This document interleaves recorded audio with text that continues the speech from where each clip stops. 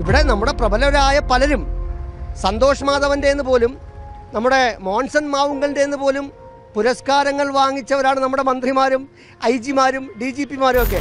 World book of award UK parliament ഔദ്യോഗികമായി മേയർക്ക് നൽകിയതാണോ? എത്രാമത്തെ ക്വസ്റ്റ്യൻ? ആൻസർ എന്താണ്? അപ്പോൾ ഈ ഒരു അവാർഡ് പുരസ്കാരം മറ്റെന്തൊക്കെയോ ചെയ്തതിൻ്റെ പാരിതോഷികമായിരിക്കാം, അല്ലെങ്കിൽ ഇനി ഈ പുരസ്കാരം കൊടുത്തവർക്ക് എന്തെങ്കിലുമൊക്കെ ആനുകൂല്യങ്ങൾക്ക് വേണ്ടി ആയിരിക്കാം. എന്നും രണ്ട് കൈവിട്ട് ചെയ്യുന്ന ഒരു ഭരണ സംവിധാനത്തിൻ്റെ കീഴിലുള്ള ഒരു ഭരണമാണ് തിരുവനന്തപുരം കോർപ്പറേഷനിൽ മുന്നോട്ട് പോകുന്നത്. മേയർ അവാർഡ് വാങ്ങിച്ചു, പുരസ്കാരം വാങ്ങിച്ചു എന്ന് പറഞ്ഞാൽ അത് പെയ്ഡ് ആയിരുന്നു എന്ന്, അത് ഔദ്യോഗികമല്ലായിരുന്നു, അത് പെയ്ഡ് ആയിരുന്നു എന്ന് തന്നെയാണ് നമുക്കിതിൽ നിന്നും ബോധ്യമാകുന്നത്. നമസ്കാരം. തിരുവനന്തപുരം നഗരസഭാ മേയർ ആര്യ രാജേന്ദ്രൻ ഇക്കഴിഞ്ഞ മാസം UK പാർലമെന്റിൽ നിന്നും ഒരു അവാർഡ് വാങ്ങിയിരുന്നു. ഈ അവാർഡ് വാങ്ങിയതിനെക്കുറിച്ച് മേയർ ഉൾപ്പെടെ ഉള്ളവർ ഫേസ്ബുക്കിൽ ഈ അവാർഡ് വാങ്ങി എന്ന ഒരു ഫോട്ടോയും അതുകൂടാതെ നീണ്ട ഒരു കുറിപ്പും ഇട്ടിരുന്നു. ഇതിന് പിന്നാലെ ഈ അവാർഡിനെ കുറിച്ചുള്ള ചർച്ചകളായി സോഷ്യൽ മീഡിയയിലും വാർത്താ മാധ്യമങ്ങളിലും എല്ലാം തന്നെ. പിന്നീട് ഈ അവാർഡ് പെയ്ഡ് ആണ് എന്ന് തെളിയുകയും ചെയ്തു.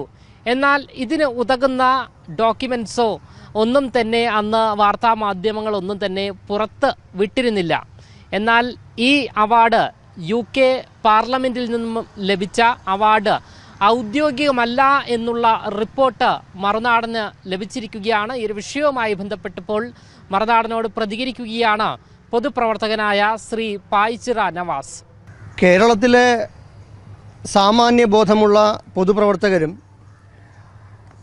സാമാന്യബോധമുള്ള രാഷ്ട്രീയ പ്രവർത്തകരും അത്യാവശ്യം അരിയാഹാരം കഴിക്കുന്ന CPM പ്രവർത്തകരും പോലും ഇത് UK പാർലമെൻറ്റ് കൊടുത്ത ഔദ്യോഗിക പുരസ്കാരം അല്ല എന്ന് അറിയുന്നവരും ആ അറിയുന്ന കാര്യം പൂർണ്ണമായും വിശ്വസിക്കുന്നവരുമാണ്. പക്ഷേ മേയറും അന്തംഗമ്മികളായ കുറച്ച് CPM പ്രവർത്തകരും, അത് ഇടതുപക്ഷ പ്രവർത്തകരെന്ന് പറയാൻ ഒരിക്കലും കഴിയില്ല, CPM പ്രവർത്തകരും, അതിൽ നിർഭാഗ്യകരമെന്ന് പറയട്ടെ കുറച്ച് മന്ത്രിമാരും കുറച്ച് CPMൻ്റെ MLA-മാരും ഉൾപ്പെട്ടുപോയി. അവരിപ്പോഴും വിശ്വസിക്കുന്നതും ഇപ്പോഴും വാദിക്കുന്നതും ഇപ്പോഴും പറയുന്നതും UK പാർലമെൻറ്റ് കൊടുത്ത എന്തോ ലോക അത്ഭുതങ്ങളിൽ ഒന്നാണ് മേയർ ആര്യ രാജേന്ദ്രന് ലഭിച്ച പുരസ്കാരം എന്നാണ്. അത് നമ്മുടെ സാധാരണഗതിയിൽ തിരുവനന്തപുരത്തും കോഴിക്കോടും അല്ലെങ്കിൽ സംസ്ഥാനത്തിനകത്തും പുറത്തും സ്വകാര്യ വ്യക്തികളും സ്വകാര്യ സംഘടനകളും നൽകുന്ന അവാർഡുകളും പെയ്ഡ് പുരസ്കാരങ്ങളുമാണ്. ഒരു മാധ്യമപ്രവർത്തകൻ എന്ന രീതിയിൽ മറുനാടൻ്റെ റിപ്പോർട്ടർ അമലിന് നിരവധി അവാർഡുകൾ കിട്ടിയിട്ടുണ്ട്.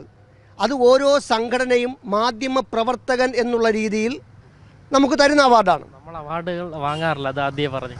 അവാർഡുകൾ വാങ്ങാറില്ല, എന്നാലും പലപ്പോഴും സെലക്റ്റീവായിട്ടുണ്ടല്ലോ. മറുനാടൻ തന്നെ സെലക്റ്റീവായിട്ടുണ്ട്.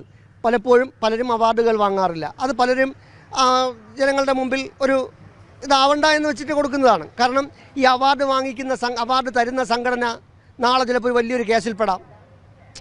ഇവിടെ നമ്മുടെ പ്രബലരായ പലരും സന്തോഷ് മാധവൻ്റെ എന്ന് പോലും നമ്മുടെ മോൺസൺ മാവുങ്കലിൻ്റെ എന്ന് പോലും പുരസ്കാരങ്ങൾ വാങ്ങിച്ചവരാണ് നമ്മുടെ മന്ത്രിമാരും IG-മാരും DGP-മാരും ഒക്കെ. ആ സന്തോഷ് മാധവനും അവാർഡ് കൊടുത്ത മോൺസൺ മാവുങ്കലുമൊക്കെ അവർക്ക് രാഷ്ട്രപതിയേക്കാൾ താല്പര്യമായിരുന്നു മോൺസൺ മാവുങ്കലിൻ്റെ അവാർഡ് വാങ്ങിക്കാൻ. ഇപ്പോൾ എന്തായി അവസ്ഥ? അവരൊക്കെ പറയുന്നു അത് AI-യിൽ ഉണ്ടാക്കിയ ഫോട്ടോയാണ് എന്നാണ് ഇപ്പോൾ അവരെല്ലാവരും വാദിക്കുന്നത്, മന്ത്രിമാരും പോലീസ് ഉദ്യോഗസ്ഥരൊക്കെ. അപ്പോൾ ഈ മേയർ ആര്യ രാജേന്ദ്രൻ വാങ്ങി എന്ന് പറയുന്ന ഈ പുരസ്കാരം പെയ്ഡ് പുരസ്കാരമാണ് എന്നുള്ളത് അന്ന് തന്നെ, അതായത് സെപ്റ്റംബർ 13-ാം തീയതി തന്നെ ഈ വാർത്തകൾ മേയർ ഫേസ്ബുക്കിലിട്ടു. UK-യിൽ നിന്ന് പാർലമെൻറ്റിൻ്റെ പുരസ്കാരം എന്ന വലിയ തലക്കെട്ടോടുകൂടി ഒരു അവാർഡൊക്കെ വാങ്ങിച്ചുകൊണ്ട് നിൽക്കുന്ന ഒരു ബാബാ സൂട്ടൊക്കെ ആയിട്ട് നിൽക്കുന്ന ഒരു ഫോട്ടോ അവരുടെ ഫേസ്ബുക്കിൽ ആദ്യം വരികയും അത് വ്യാപകമായി അത് ഷെയർ ചെയ്യപ്പെടുകയും ചെയ്തു.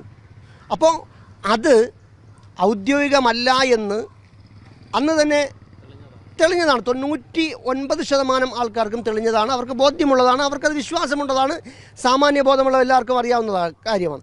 ആ സംഘടന എന്ന് പറയുന്നത് വേൾഡ് ബുക്ക് ഓഫ് അവാർഡ് എന്ന് പറയുന്ന ഒരു സംഘടന, ഒരു സ്വകാര്യ സംഘടന. ഇന്ത്യക്കാരായ 2 പേരാണ് അതിൻ്റെ ചെയർമാനും CEO ആയിട്ടിരിക്കുന്നത്. 2 പേരാണ്. അവരുടെ സംഘടന മേയറെ തൃപ്തിപ്പെടുത്താൻ വേണ്ടി, അല്ല എങ്കിൽ അവർക്ക് തിരുവനന്തപുരം കോർപ്പറേഷനിൽ ആഗോള കുത്തക കമ്പനികളൊക്കെ പല ടെൻഡറുമായിട്ടും പല കൊട്ടേഷനുമായിട്ടും പല പ്രോജക്റ്റുമായിട്ടും കടന്നുകൂടിയിരിക്കുന്നത് മലയാളികളല്ല. വിദേശത്ത് ഡൽഹിയിലും ചെന്നൈയിലുമൊക്കെ കമ്പനികളുള്ള തമിഴ്നാട്ടിൽ നിന്ന് ഉൾപ്പെടെയുള്ള ആൾക്കാരാണ് തിരുവനന്തപുരത്തെ പല പണികളും എടുത്ത് പല പ്രോജക്റ്റുകളും എടുത്ത് ചെയ്യുന്നത്. അപ്പോൾ ഈ ഒരു അവാർഡ് പുരസ്കാരം മറ്റെന്തൊക്കെയോ ചെയ്തതിൻ്റെ പാരിതോഷികമായിരിക്കാം, അല്ലെങ്കിൽ ഇനി ഈ പുരസ്കാരം കൊടുത്തവർക്ക് എന്തെങ്കിലുമൊക്കെ ആനുകൂല്യങ്ങൾക്ക് വേണ്ടി ആയിരിക്കാം. അല്ല എങ്കിൽ UK വിളിച്ച് സർക്കാർ ഫണ്ട് മുടക്കി UK പോയി ഈ അവാർഡ് വാങ്ങിക്കേണ്ട ഒരു കാര്യവും, കൊടുക്കേണ്ട കാര്യം അവർക്കുമില്ല. ഇത് വാങ്ങിച്ചില്ല എങ്കിൽ ഒരു വാർത്തയും ആകത്തില്ലായിരുന്നു, വിഡ്ഢിവേഷം മേയർ കെട്ടേണ്ടി വരില്ലായിരുന്നു. തിരുവനന്തപുരം മേയർ ഏറ്റവും പ്രായം കുറഞ്ഞ മേയറാണെങ്കിലും ഏറ്റവും അധികം വിഡ്ഢിവേഷം കെട്ടിയിരിക്കുന്ന ഒരു മേയറും തിരുവനന്തപുരത്തെ മേയറാണ്. പേര് ആര്യ രാജേന്ദ്രനാണ്. നമുക്കത് ഉറപ്പിച്ച് പറയാൻ കഴിയും. കാരണം പൊങ്കാല നടത്താത്ത കൊറോണ സമയത്ത് പോലും പൊങ്കാലയുടെ പേരിൽ പൊങ്കാല നടത്തിയെന്നും അത് റോഡ് ക്ലീൻ ചെയ്യണമെന്നും വണ്ടിയിൽ വെള്ളമടിച്ചു, സാധനമടിച്ചു, ക്ലീൻ ചെയ്യാൻ വേണ്ടിയിട്ട് സ്റ്റാഫിന് കൊടുത്തു എന്ന് പറഞ്ഞിട്ട് 10-12 ലക്ഷം രൂപ വരെ എഴുതിയെടുക്കുകയും അത് വാർത്തയാവുകയും ചെയ്തതാണ്. അതുപോലെ തന്നെ പുതിയ പ്രോജക്റ്റുകൾ കൊണ്ടുവരുന്നു. അതിൻ്റെ നിർമ്മാണ പ്രവർത്തനങ്ങൾ പൂർത്തിയാകുന്നതിന് മുമ്പ് തന്നെ 6 മാസം മുന്നേ തന്നെ അത് വീണ്ടും ഇടിച്ച് വീണ്ടും പ്രവർത്തനങ്ങൾ നടത്തുന്നു. പുതിയ പ്രോജക്റ്റുകൾ വീണ്ടും അതിൻ്റെ മുകളിൽ കൊണ്ടുവന്ന് നടത്തുന്നു. നമ്മൾ ഒരു ശവപ്പറമ്പിൽ ഒരു ശവമടക്കിയാൽ ഒരു നിശ്ചിത സമയം കഴിഞ്ഞ് മാത്രമേ അത് കുത്തിപ്പൊളിച്ചു അടുത്ത ശവം അതിൻ്റെ മുകളിലോട്ട് വെക്കത്തുള്ളൂ, ആണല്ലോ. ഇത് തിരുവനന്തപുരം കോർപ്പറേഷൻ ചെയ്യുന്ന 90% പ്രോജക്റ്റുകളും ചെയ്യുന്നു. ആ പ്രോജക്റ്റ് പൂർത്തിയാകുന്നതിന് മുമ്പ് ടെൻഡറിലെടുത്ത ആൾക്കാർക്കും കൊട്ടേഷൻ എടുത്ത ആൾക്കാർക്കും പൈസ പൂർണ്ണമായിട്ടും കൈമാറുന്നു. ആ പണി 6 മാസത്തിനകത്ത് അവിടെ തീർക്കുന്നു. അതിനെ വീണ്ടും അത് പൂർത്തീകരിക്കുന്നതിന് മുമ്പ് അത് ഒരു ഉദ്ഘാടനം നടത്തുന്നു. ഉദ്ഘാടനം നടത്തി അത് 6 മാസത്തിനകത്ത് കുത്തിപ്പൊളിക്കുന്നു. പുതിയ പ്രോജക്റ്റ് അവിടെ കൊണ്ടുവരുന്നു. അതായത് ഒരു സ്ഥലത്ത് തന്നെ 2, 3, 4 പ്രോജക്റ്റുകൾ നടത്തി. ഇപ്പോൾ ഇതൊരു വഴിയാണ്. ഈ വഴിയിൽ തന്നെ 2 വർഷത്തിനിടയിൽ 3 പ്രോജക്റ്റ് ഇതിൽ നടത്തും. അപ്പോൾ ഒരു 8 കോടി രൂപയെങ്കിലും, 8 കോടിയാണ്, 8 ലക്ഷമല്ല, 8 കോടി രൂപയെങ്കിലും കൈമാറ്റപ്പെടും. അപ്പോൾ അങ്ങനെയുള്ള ഒരു മേയർ, വളരെ വിവാദങ്ങൾ, തിരുവനന്തപുരം ജില്ലയിലാണ് ഏറ്റവും വിവാദങ്ങളുള്ള ഒരു കോർപ്പറേഷൻ. ആ വിവാദങ്ങളുള്ള ഈ ഒരു സാഹചര്യത്തിൽ പോലും മേയർ വാങ്ങിച്ചു എന്ന് പറയുന്ന ഈ പുരസ്കാരം ഔദ്യോഗികമല്ല എന്ന് തിരുവനന്തപുരം കോർപ്പറേഷൻ്റെ തന്നെ ഔദ്യോഗിക രേഖയാണ് ഈ കാണിക്കുന്നത്. നിങ്ങൾക്കിത് കാണാൻ കഴിയും. ഇത് തിരുവനന്തപുരം കോർപ്പറേഷൻ്റെ ഔദ്യോഗിക രേഖയാണ്. ഇത് 3ാമത്തെ ചോദ്യമാണ്. ചോദ്യം ഞാൻ വായിക്കും, ഉത്തരം അമൽ വായിക്കണം. ഓക്കെ, അമൽ പറയണം. World book of award UK parliament ഔദ്യോഗികമായി മേയർക്ക് നൽകിയതാണോ? എത്രാമത്തെ ക്വസ്റ്റ്യൻ? ആൻസർ എന്താണ്? അല്ല എന്നാണ്. അല്ല. അപ്പോൾ ഇവർ ഇനിയെങ്കിലും അത് തിരുത്താൻ ശ്രമിക്കണം. ഇനിയെങ്കിലും അല്പമെങ്കിലും ഉളിപ്പുണ്ടെങ്കിൽ, ലജ്ജയുണ്ടെങ്കിൽ ആ ഫേസ്ബുക്കിൻ്റെ ആ ഒരു കണ്ടന്റെങ്കിലും ഒന്ന് മാറ്റണം. UK പാർലമെൻറ്റ് നൽകിയ ആദരവെന്നാണ് പറഞ്ഞിരിക്കുന്നത്. UK പാർലമെൻറ്റിലെ 12 ഹാളുണ്ട്. പൈസ കൊടുത്താൽ, ഡോളർ കൊടുത്താൽ വാടകയ്ക്ക് കൊടുക്കുന്ന 12 ഹാളുണ്ട്.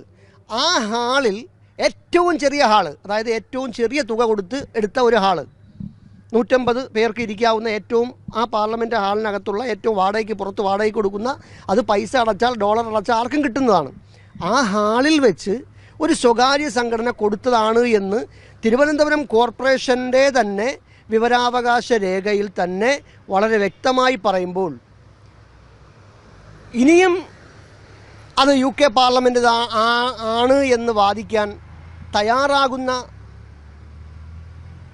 തയ്യാറാകാൻ വിധിക്കപ്പെട്ട എന്തിനേയും അനുകൂലിക്കാനും എന്തിനേയും ന്യായീകരിക്കാനും സ്വന്തം നഷ്ടങ്ങളെപ്പോലും മാറ്റിവെച്ചുകൊണ്ട് സ്വന്തം മാനസിക വിഷമങ്ങളും സാമ്പത്തിക പ്രശ്നങ്ങളും പോലും മാറ്റിവെച്ചുകൊണ്ട് ഈ പാർട്ടി എന്ന് കേട്ടാൽ പാർട്ടിയാണത്, മേയറോടുള്ള ഒരു ഇഷ്ടമല്ല കേട്ടോ, അത് മനസ്സിലാക്കണം. CPM-നോട് അല്ലെങ്കിൽ ഇടതുപക്ഷത്തോട് ഒരു കൂറ് കാണിക്കുന്ന സാധാരണ പ്രവർത്തകരെ പോലും വിഡ്ഢികളാക്കുന്ന, അവരൊന്നും ആഗ്രഹിച്ചുകൊണ്ട് നിൽക്കുന്ന ആൾക്കാരല്ല. സാധാരണ പാർട്ടി പ്രവർത്തകർ ഒന്നും ആഗ്രഹിച്ച് പാർട്ടിയിൽ പ്രവർത്തിക്കുന്നവരല്ല. പാർട്ടിയിൽ സാധാരണ പ്രവർത്തകരായി അവരുടെ ഒരു ആശയവും ആവേശവും കൊണ്ട് അവർ ഈ പാർട്ടിയിൽ നിൽക്കുന്നവരാണ്. അവരെയാണ് ബോധപൂർവം മേയറും അതുപോലെ മേയറിനേക്കാൾ ബുദ്ധിയുള്ള പാർട്ടി പ്രവർത്തകരുമൊക്കെ ചതിച്ചുകൊണ്ടിരിക്കുന്നത്, വിഡ്ഢികളാക്കുകയാണ്. ഇവർ ഈ പോസ്റ്റ് വീണ്ടും ഇപ്പോഴും പലരും അത് ഷെയർ ചെയ്തുകൊണ്ടിരിക്കുകയാണ്. UK പാർലമെൻറ്റിൻ്റെ ഔദ്യോഗിക അംഗീകാരം തിരുവനന്തപുരം മേയർക്ക് ലോകത്തിലാദ്യമായി എന്നൊക്കെയാണ് അതിൻ്റെ കണ്ടൻറ്റുകൾ കൊടുത്തേക്കുന്നത്.